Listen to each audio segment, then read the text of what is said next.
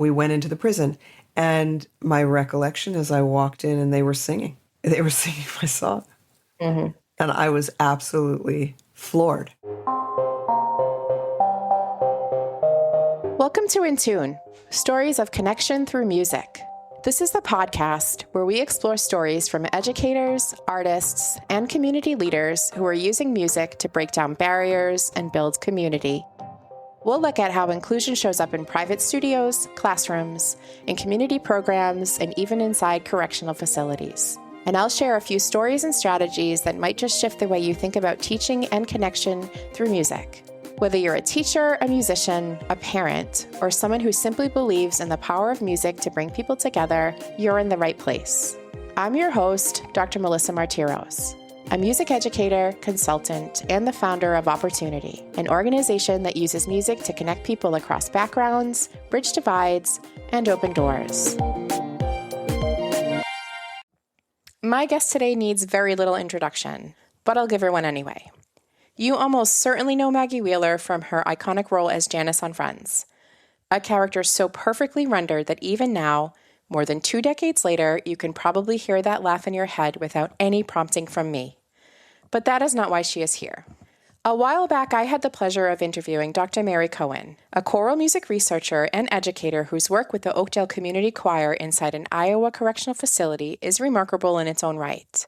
During that conversation, Mary told me a story that stuck with me. The choir had performed a song written by Maggie Wheeler, and Maggie got on a plane and flew to Iowa to be there for it. Mary described it as the highlight of her life. That detail piqued my curiosity and made me want to know more. So, I went down a rabbit hole. What I found was a whole world I had no idea existed. The Golden Bridge Choir, years of community advocacy, a deep and rigorous commitment to using music as a vehicle for connection and healing. I reached out to Maggie that same morning before I had even had my first cup of coffee, and I am so glad I did. What followed was one of the most generous conversations I have had on this podcast. We talked about the Iowa experience, what compelled her to make that trip, and what it felt like to hear her work performed in a correctional setting. And then we ranged much more broadly into her musical life, her passion for singing, her work as a choir leader, her identity as a community advocate, finding her voice and using it as the through line that connects all of it. Her acting career came up, but honestly only barely. This was a conversation about music, about service,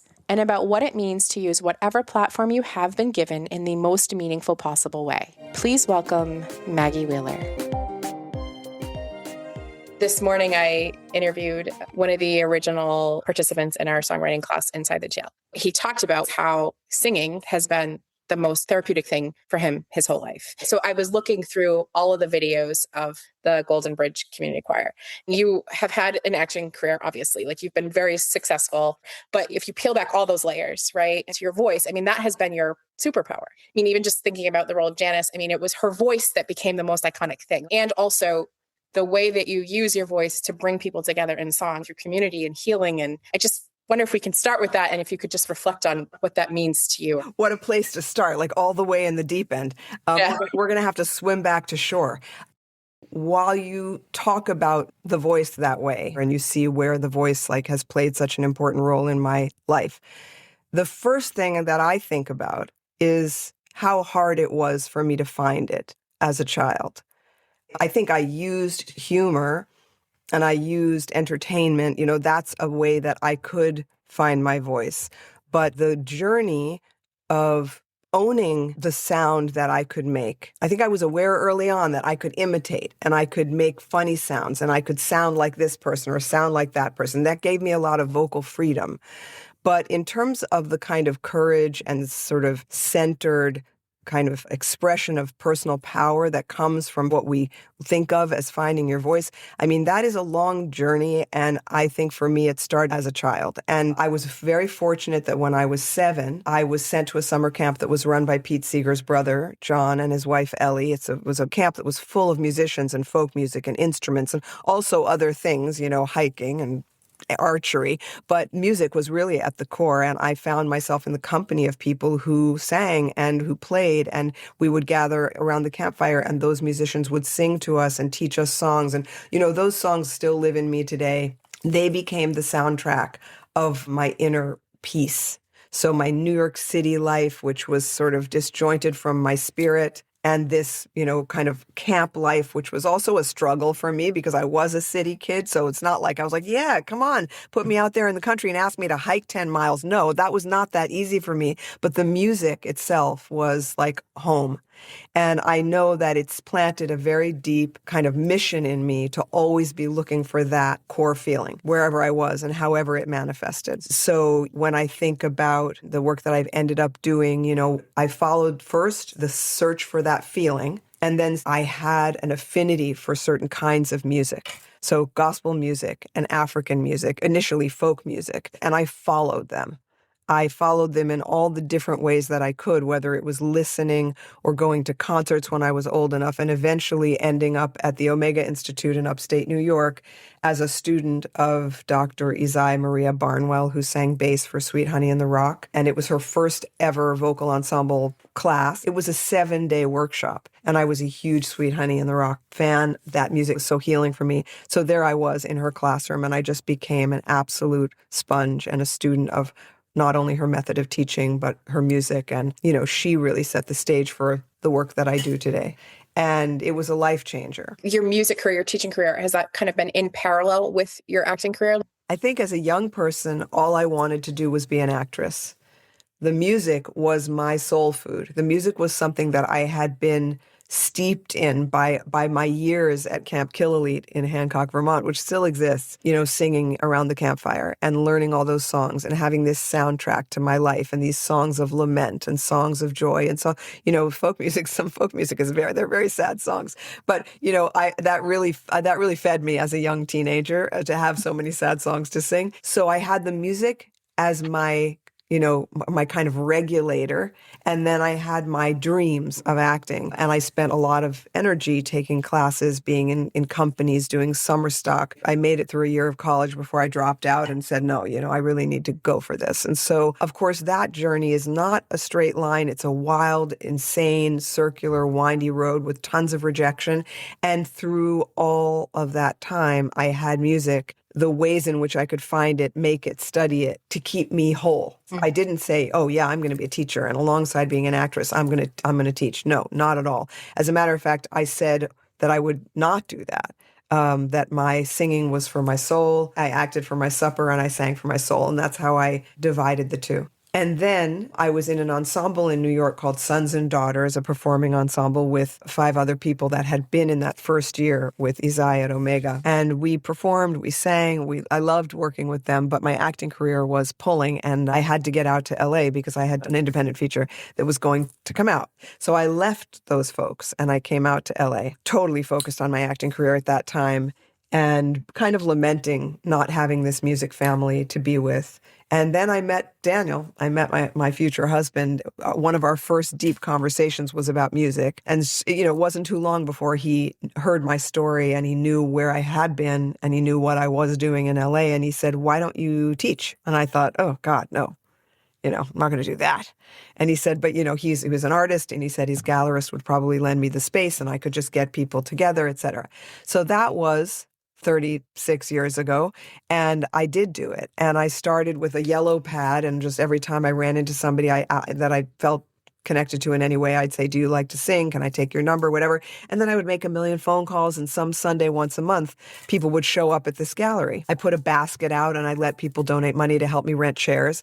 And I just did that for a bunch of years. That's kind of how I started my teaching life. More than teaching, right? Yeah, it was creating a space where people could gather, and it was introducing people to this idea that by gathering together and singing and experiencing the feeling of multi-part harmony, whether you think you're a singer or you're not a singer, whether you're scared or you're bold, that there are so many things that come out of that culture, and I had certainly lived them and experienced them, and I understood the gift. But going back to how hard it is to claim your own voice and find your own voice, I was terrified to really take responsibility and say, I'm going to be the host. I'm going to create this thing. It wasn't the ensemble I was working with in New York where we're bouncing ideas. We're checking to see if we like what's happening. If somebody loses something, somebody else picks it up. It was all on me. And I prepared and over-prepared and, drove myself crazy. And in those early days, I would do 2.5 hours of singing. And at the end, I would have no voice. That's it. So you finally found your voice, and then you would lose it by the end. I would lose it by the end. The emotional lift to stand in the center and be that person and have the confidence to do it took a toll on me. Of course, at a certain point, I thought, why am I not using a mic? And of course, once I made that move, I never turned back. But it wasn't just the mic. It was this profound process that I went through because you only sing if it looks like this, or it sounds like this, or it's as good as this, or you've studied that. And I'm not that guy. I'm a very intuitive music maker. I barely read music. I don't use sheet music when I teach. I don't have that brain. I don't have that kind of math music connection. And that shut me out of music when I was younger in certain ways. You've referenced a few times the feeling, right? So you went to music camp when you were 7, and what kept bringing you back and what you kind of kept chasing was the feeling of what it feels like to be around community with people singing together. And I wonder if you can describe more what that feeling is. Yes. A lot of people speak so eloquently about this science, the alchemy, of the thing that happens. What I can say is that the experience of creating harmony, the experience of groups of people creating that vibration together makes us instantaneously interdependent. So in this very kind of solipsistic individual culture where we're all just sort of checking ourselves and looking at ourselves, where do I begin? Where do I end? Where does that person begin? How do we get from here to there? Can we connect? All of that stuff. That when you're in that room and you're all creating from nothing, from the silence of nothing, we make this thing of beauty together, and it changes us. It unites us. It makes us, as I say, interdependent. We know that what we made took each one of us to make it. And as the science has shown, we're breathing together, our hearts are beating in sync. It's this experience of unity that is very hard to recreate in life because of everybody's ideas and everybody's beliefs and everybody's trials and everybody's troubles. It's a place where all of that gets put down. Even if you carry it in the room and you're carrying something heavy, often what happens is that the music kind of washes you of that. And you experience elation, you experience joy. If you're a person who relates to the divine, it's kind of like an instantaneous bypass of your intellect to get you into whatever you might call that, the collective consciousness. I'm spitballing an answer to your question because I feel like it's the thing of 1,000 names. Mm-hmm. And you found it when you were 7. And you kept coming back to it as your career unfolded because it was such a profound experience for you at such a young age. Yeah, such a place of peace. It was such a home. The choir that you just talked about, that was Golden Bridge that you were talking about, right? That was just me doing vocal workshops once a month. Every month it was different people. It started out with 30. It'd be turned into 80. People came, people didn't. And I never knew how many people would show up. I kept trying to control it. Have you ever heard that beautiful, I think it's Pema Chodron who talks about women being frog tamers? It's my favorite. It's this idea that women would feel like everything will be right when all the frogs are in the bowl. But of course, as soon as you get them in, one is going to jump out. And the only way they're all going to be in the bowl is if they're dead. So, it's like this pursuit of the impossible, how to get to the peaceful moment. So at first, I wanted to control those kind of open Sundays at the gallery, like how many people are going to come? How many chairs am I going to need? How many songs, all of that stuff. But no, it was just a community sing. And it shifted every month. And then I stopped when I got pregnant with my first child. She's 30 now. And I kind of took a break from doing that. And then the community sort of called me, right after my second child was born. And then 9/11 happened and people started saying, please, we need to sing. So I started coming out and doing just singular events. And then when my kids were 6 and 10, I took my first break. I went to Hollyhock in Canada to take a week to sing with Isai. And I hadn't done that in many years. And it was like just my gift to myself from, some hardcore mothering to try to take 5 days and do something for myself. And everything changed. It was singing. To sing with my mentor. With self-care was to go sing. To go sing. And it changed my life because I met all these incredible people from Canada, including Siobhan Robinson, who was the co-founder of the Getting Higher Choir with Dennis Donnelly in Victoria. And all these people kept saying to me, you need to come, they do a training, they do a community choir training. You should come. You're like perfect, blah, blah, blah, blah, blah. And I thought, oh, no, I'm not going to do that. I'm going home to my kids and that's cute. but no. And then on the last day, this woman named Gloria came up to me and she said, I just want you to know that, there's a quote by Balzac who says that for those who don't follow their soul's vocation, it just bleeds like the colors of paint through the rest of their lives. And that's me like sort of shredding the Balzac quote because it's not exactly that. And I got back to LA and I was like, shit, do I have to go to Canada and do a choir training? I don't think that's me. I have to read music and no, I can't do that. Everything choir meant, it did not feel like where I was going. And yet there was something so scary about it for me. And I think that comes back to the question of belonging. What kind of a voice do you have? Are you useful in this choir? Do you know enough to be good? All those things that stop people from singing. So I applied and I got in and I went to Victoria. And that is where I was able to sort of be in the presence of a lot of people who were running a really beautiful, rich community choir culture, non-auditioned, concert proceeds go to charity, just a really beautiful template for how to do it. And then they gave us some time to kind of dream up what it would look like for us. And that's when I conceived of the Golden Bridge Community Choir that would be not intergenerational, non-auditioned, because I had kids. And so I was like, I'm not going to do it unless my kids can come. So I imagined that I would have an art corner full of really fantastic supplies and projects, and I'd have somebody fun hanging out, and people could come, and if they had kids, their kids could come, but they didn't have to sing. They could just be creative in the space, and if they wanted to sing, they could. And eventually I began to fold them in, like one song per session, and I would invite them into the center and like get them to lead a song. And it just grew and grew, and my kids grew up in it, and many kids grew up in it. It did kind of manifest the way that you had envisioned it. It did. That's amazing.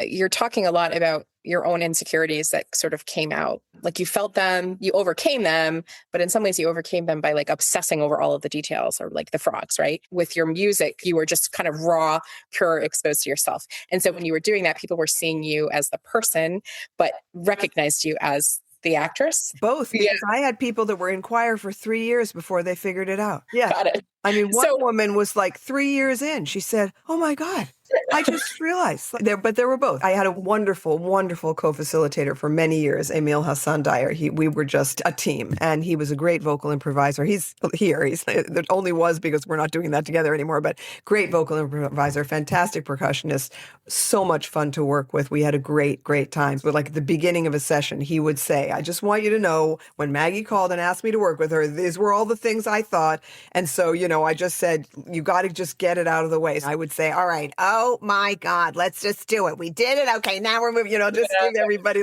just burst the bubble and get to the fun part. Not that I don't love Janice. I mean, I hear that.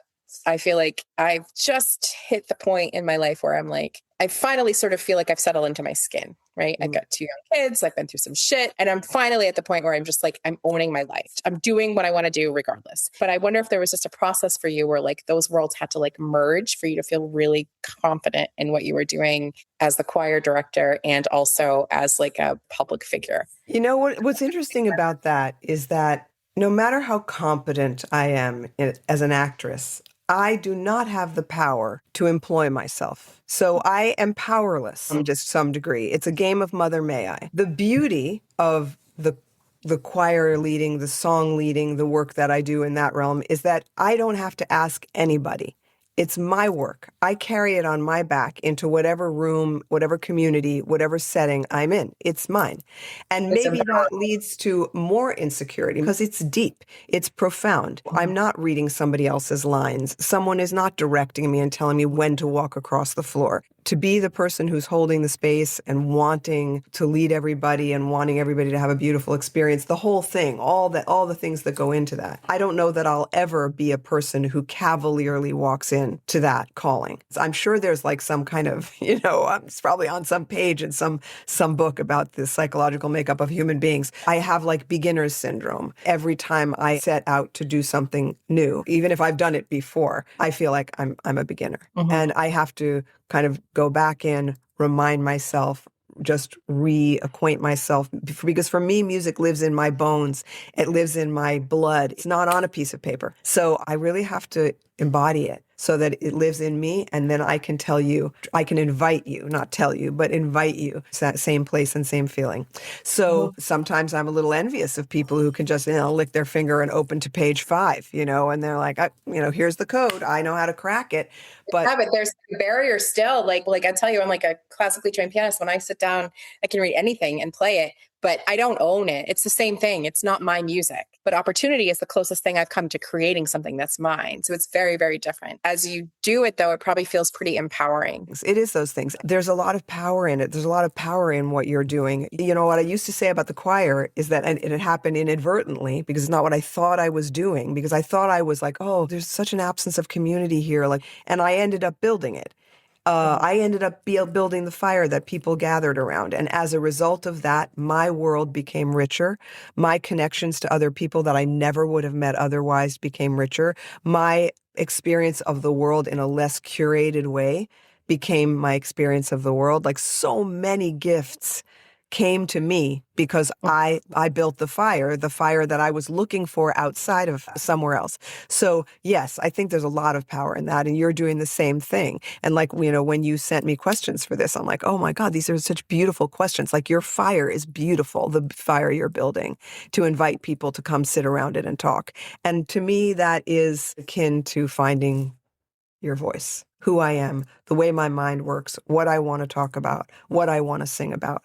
That's it. It's so interesting how the universe works. I attended a meeting the other day. It was like the Greater Worcester Community Foundation annual meeting, and their keynote speaker, he talked about how to build community, and the image that he used was the campfire. So I've never in my life sat around a campfire where people didn't walk away feeling really good because they've been connected and they're close and it's peaceful and there's no distractions. The phones are put away. Everyone's just there to be together. But you take it, the campfire experience with song is a whole other level because you're there, you're intimate, you're together, everything's stripped away, you're focused, and then you're singing, which brings you into its core.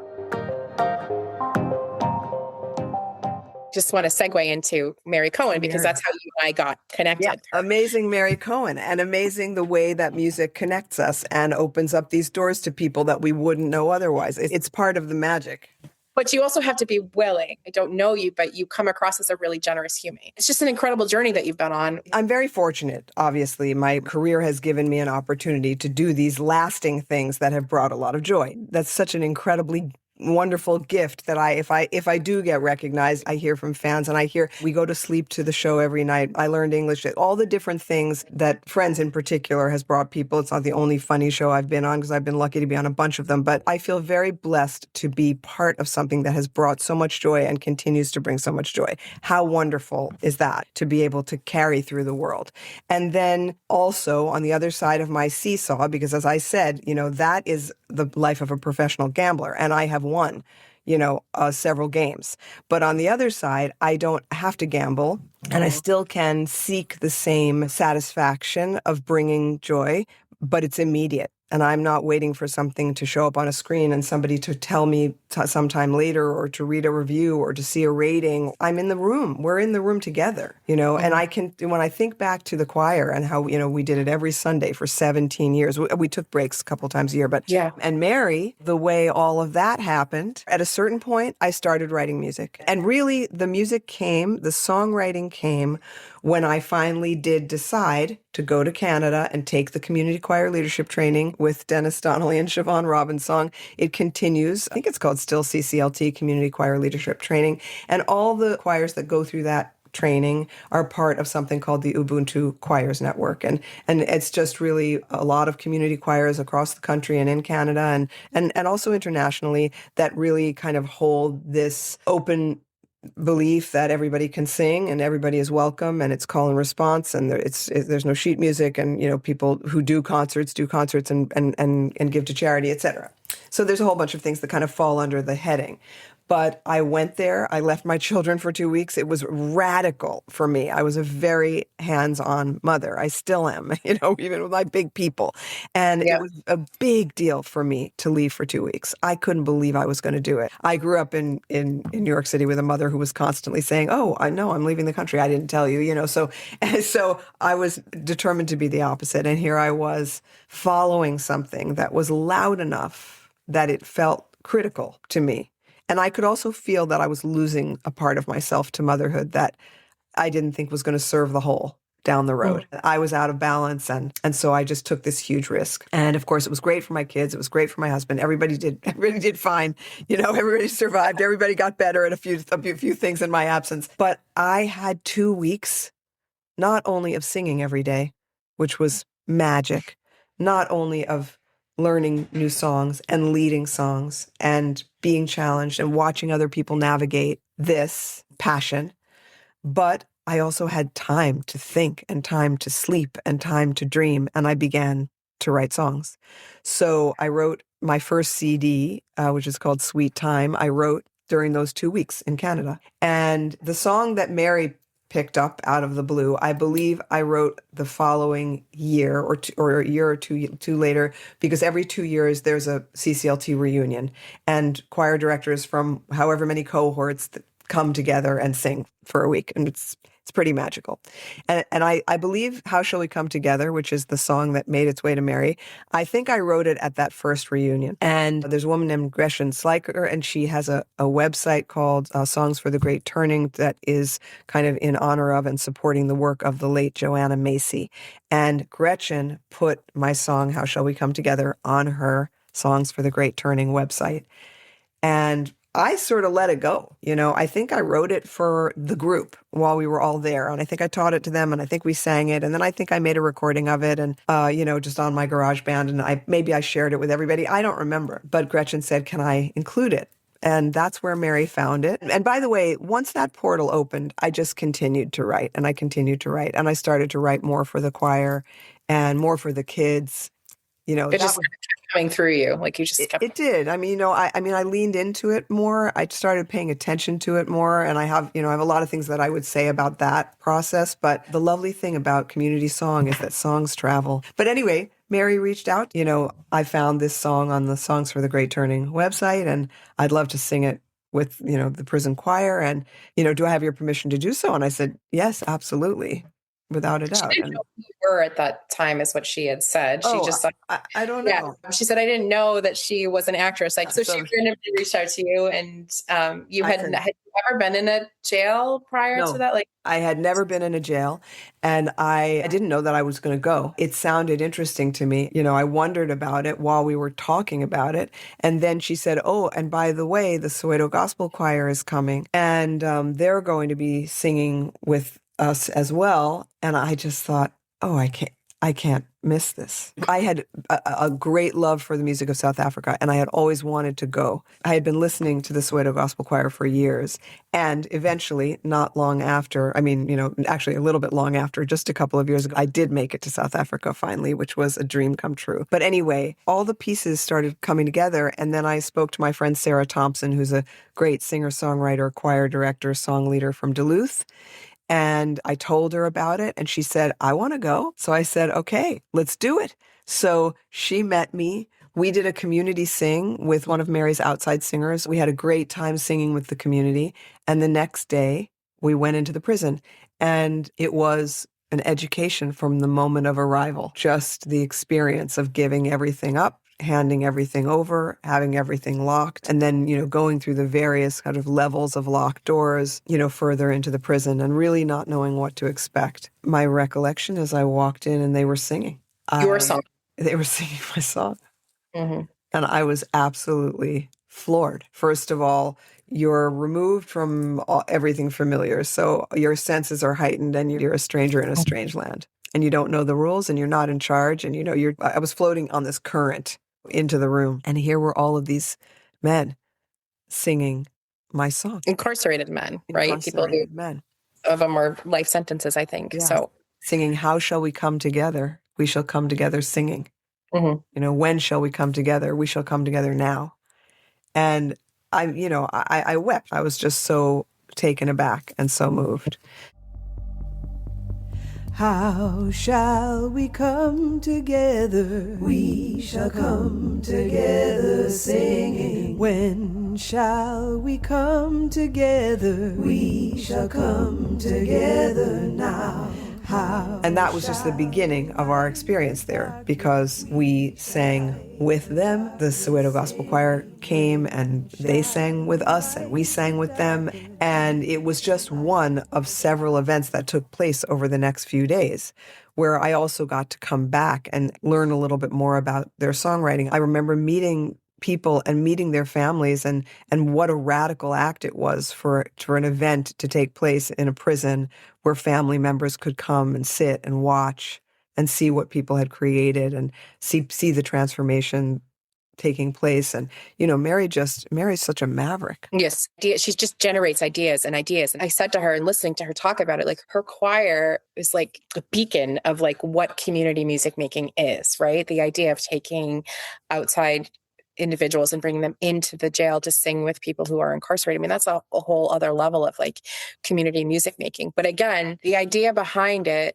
is the same as the idea behind what you were doing in California or still continue to do, and bringing people together to heal and to sing. I mean, opportunities that we're not a choir, but it's the same idea. It's this understanding that music just strips down layers, and powerful things happen when you do that. But I imagine for you, if that was the first time in a jail and you saw this like a piece of music that you wrote, and you haven't been writing music your whole life, like this is something that just kind of opened up for you. And I just imagine that just was a powerful moment. It was an absolute peak moment for me. Yeah. How shall we hold the suffering? We shall hold the suffering singing. When shall we hold the suffering? We shall hold the suffering now. Meeting all of the incarcerated men, meeting the choir, having that exchange. There was lots of time to talk.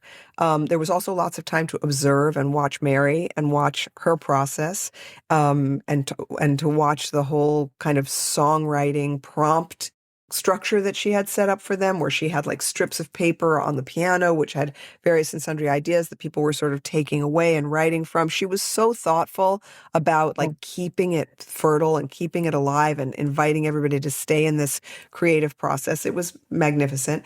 And then to meet the singers from the Soweto Gospel Choir and to be in the jail with them, to be singing with them, to have them singing my song. Because I taught some songs as well. Sarah did. We both did. So we taught some songs to the audience and the family members and everything. It was just extraordinary. And then just to be sitting next to those singers in the first two rows and having my voice blend with their voices and the men's voices blend with our voices. It was very magical. And then Soweto Gospel Choir did a workshop for us at the Hatcher Auditorium and a concert. So we had that extra experience. Mary took me to the university. I ended up doing a talk with a bunch of performing arts students. So it was a full, I don't know. You were involved. Yeah, you were involved. All in. We were all in.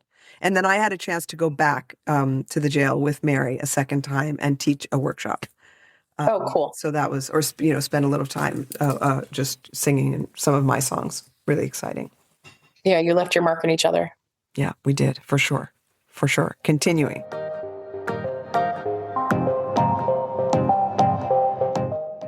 And I do think that it just kind of always harkens back to this idea that what we've lost in many ways in our culture is the technology of using music as medicine, the technology of the idea that music lives in everybody, that it's not owned, it's not reproduced, it's not all these things. It's right here. It's like in the air. It's behind your head. It's in your ear. It's in the wind that just moved the tree. It's right here, like so close to us. And we all have it, every single one of us, if you call yourself a singer or you don't, or if you've ever been trained this way or not. It's part of being human.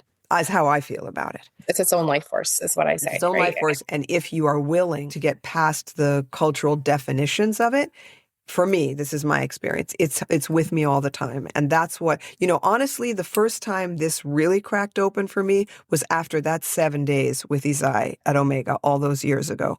Because after singing for 7 days, singing music out of the African American tradition, singing sacred songs, songs of protest, singing African music, singing chants, singing, just all this incredible music night and day and night and day and night and day.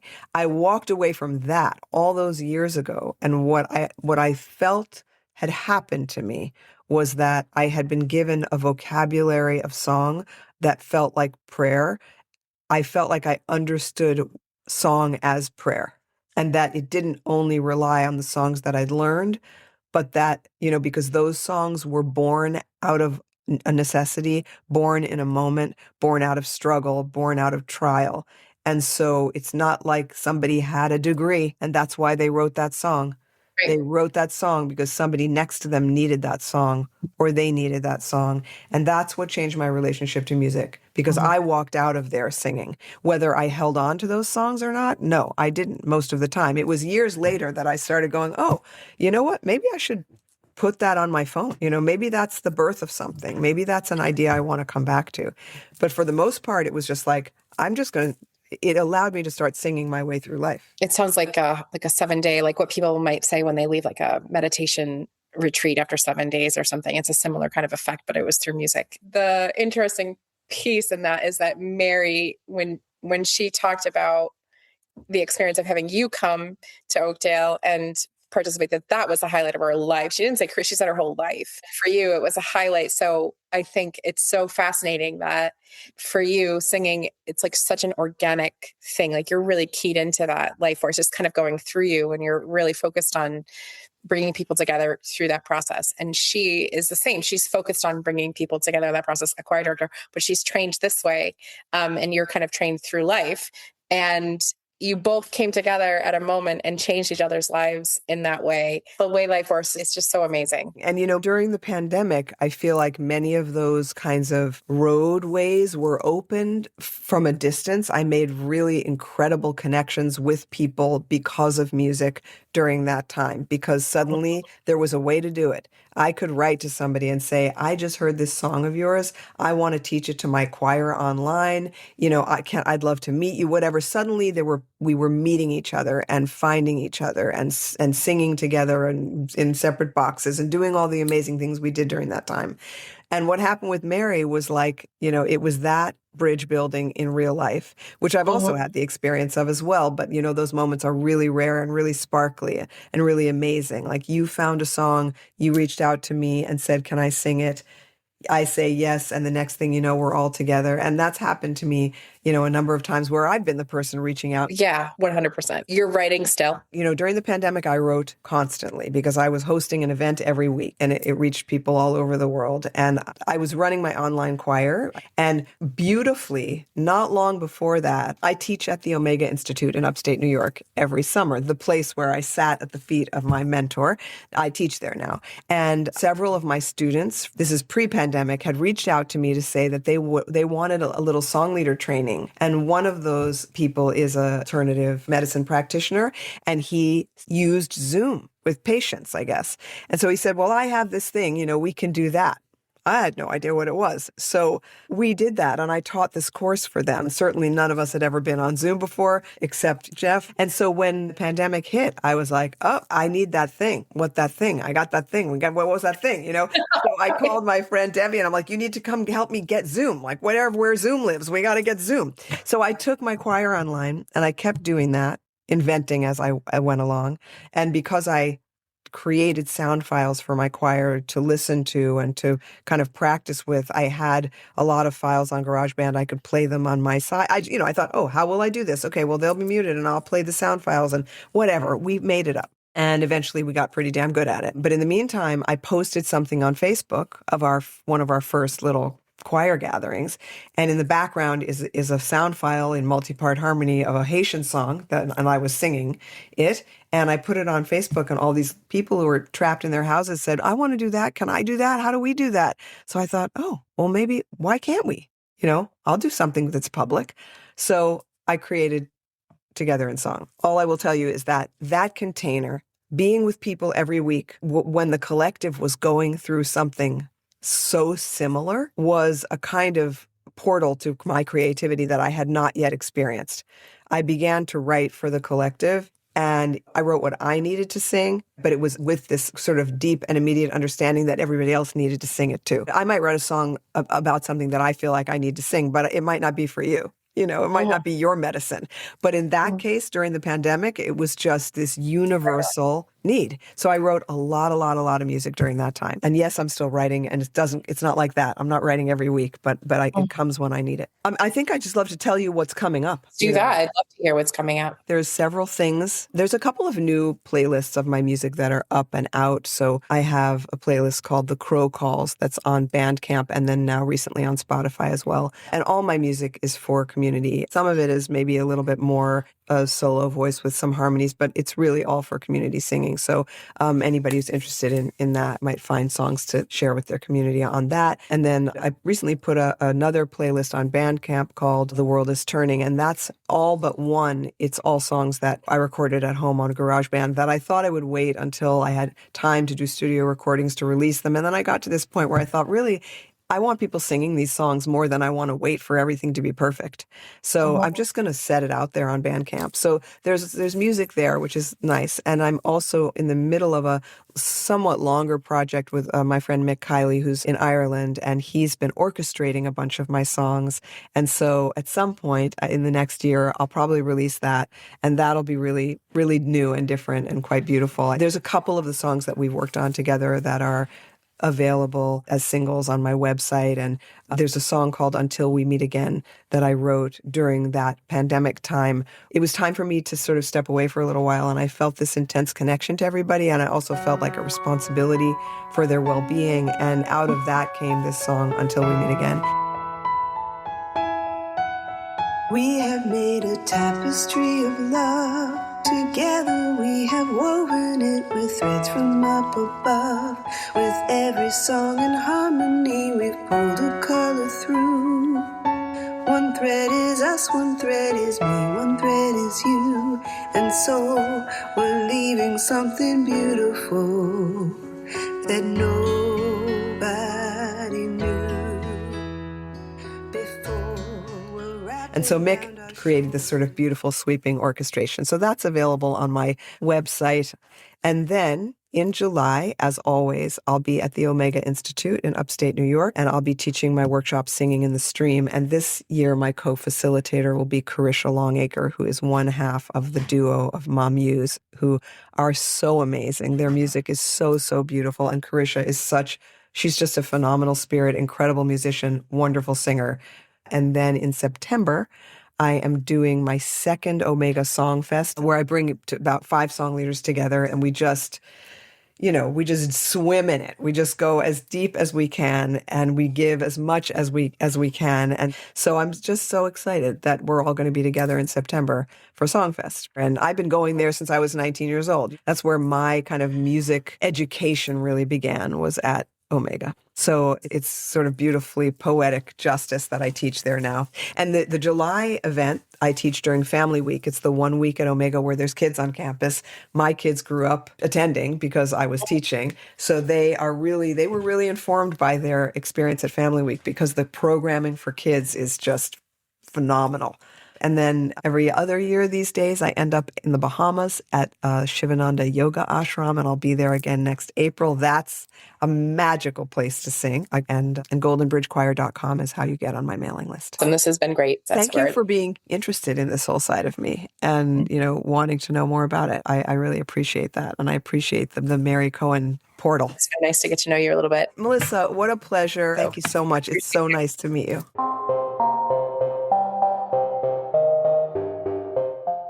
I want to take a moment before we close to just sit with what happened in this conversation. I started my morning with Travis. Some of you may have heard me mention him at the top of the episode. Travis was inside the Worcester County House of Correction in 2019, one of the original participants in our songwriting program. And what he told me before I ever logged on to talk to Maggie was that singing was the most therapeutic thing he had ever experienced. That when he was actively using, something cut him off from it. But when he was incarcerated, sitting in his cell while his cellmate went to class, he sang. Walking the halls, he sang, because it was the only thing that made him feel whole. And then I got on a Zoom call with Maggie Wheeler, and she told me about being 7 years old at a summer camp in Vermont, run by Pete Seeger's brother John, sitting around a campfire learning songs that she said still live with her today. She described it as finding home, not a place, a feeling. And she spent the next several decades of her life chasing that feeling. Through gospel music, through African music, through folk music, through 7 transformative days singing at the feet of Dr. Yesai Banwell at the Omega Institute, until she finally built her fire herself. She started gathering people in a Los Angeles art gallery once a month with nothing but a yellow legal pad and a basket for chair donations, and she just sang with whoever showed up. And then came the Golden Bridge Community Choir, 17 years of Sundays. Somewhere along the way, she wrote a song, How Shall We Come Together? She taught it, she recorded it on GarageBand, and let it go. And it found its way to an Iowa prison choir because Dr. Mary Cohen reached out and said, can we use this? And Maggie said yes. And when she was told the Soweto Gospel Choir was coming, Maggie got on a plane. She walked into that prison, and the men were already singing her song. She wept. Of course she wept. What I keep coming back to is this. Maggie Wheeler has spent her career using her voice in 2 very distinct ways.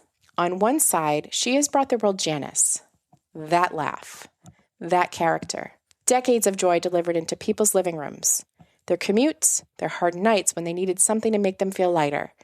That is a profound and lasting gift. And on the other side, quietly, she has been gathering people around metaphorical campfires, teaching them that their voice belongs to them, that you don't have to read music, that you don't have to audition, that the song is already in you. It has always been in you. And all you have to do is open your mouth. She said something that really landed for me.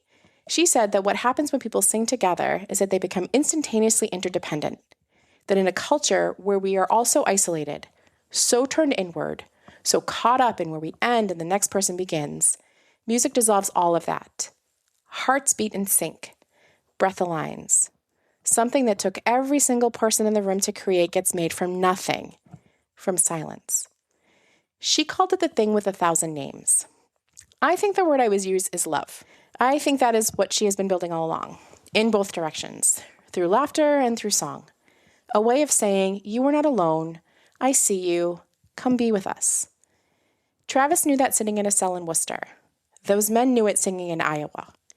And I felt it this morning, and again this afternoon, which doesn't happen very often. And I want to say one more thing, because I think it matters. Maggie Wheeler did not have to do this. She did not have to give me her afternoon, her stories, her vulnerability, her time. And she did it with a generosity that I have felt from the very first email she sent back to me. When we had technical difficulties that ate up nearly half an hour before we even started recording, she laughed it off and showed up fully anyway. And then for the next hour and a half, she just gave. Her words, her memories, her music, her heart. There was no performance in it, no calculation, just a person who was genuinely, constitutionally warm, whose energy itself is an act of generosity. I think that is who she has always been. I think that is why a room full of incarcerated men in Iowa felt safe enough to sing. I think that is why people kept showing up to the gallery on Sundays for 17 years. I think that is why her song traveled all the way to Mary Cohen and then all the way to me. Some people light the fire, and some people make you feel like you've been sitting beside it your whole life. Maggie Wheeler is both. Thank you, Maggie, for sharing with me, and thank you all for listening. Each episode of inTUNE includes a segment called The Pulse, where we step back from the conversation and offer something practical for the educators, teaching artists, and advocates listening. Today's Pulse was inspired directly by Maggie Wheeler's work and by the values that sit at the core of what we do here at Opportunity. So here are 3 practical strategies grounded in what Maggie shared for anyone building community through music. First, lower the barrier to entry. Maggie builds Golden Bridge on a single belief.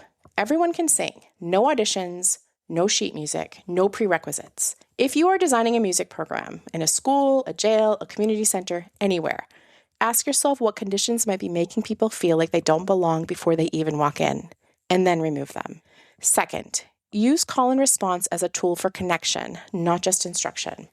Maggie described call and response as one of the fastest ways to create the feeling of interdependence in a group. It requires listening, it requires timing, and it requires you to pay attention to another person. For populations who have experienced disconnection or trauma, that structure can be quietly transformative. You don't need a curriculum. You need a song and a willingness to begin. Third, let the music travel. Maggie wrote How Shall We Come Together, recorded it on GarageBand, and released it into the world without knowing where it would go. It ended up in an Iowa prison choir, and then it found its way to this podcast. Think about how you are sharing the music your communities make. Recordings, even simple ones. Performances that invite family members in. Songs taught to one group that get carried into another. Music moves. Let it. The research backs all of this up. Studies on community music making consistently show reductions in cortisol, increased oxytocin, and stronger feelings of social cohesion among participants. Effects that are amplified in group singing specifically. What Maggie has known intuitively since she was 7 years old sitting around a campfire in Vermont, the science has spent decades catching up to. Build the fire, invite people in, and trust that music will do the rest.